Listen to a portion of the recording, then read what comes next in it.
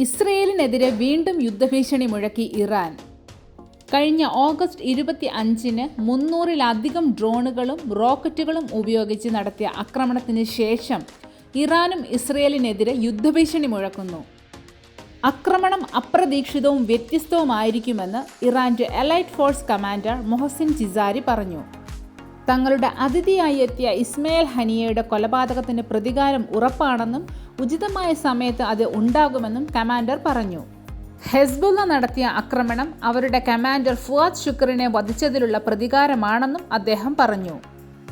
West ബാങ്കിലും ഗസയിലും Israel സേന ജനങ്ങളെ അടിച്ചമർത്തുകയാണെന്നും എന്നാൽ ഗസയിലും വെസ്റ്റ് ബാങ്കിലും ഉയർന്നു വരുന്ന പ്രതിരോധത്തെ അടിച്ചമർത്താനാകില്ലെന്നും IRGC കമാൻഡർ അഭിപ്രായപ്പെട്ടു. സെപ്റ്റംബർ 4-ന് ഹെസ്ബുള്ള 65 റോക്കറ്റുകൾ വടക്കൻ ഇസ്രയേലിലേക്ക് തൊടുത്തുവിട്ടതിന് ശേഷമാണ് ഇറാന്റെ ഭീഷണി.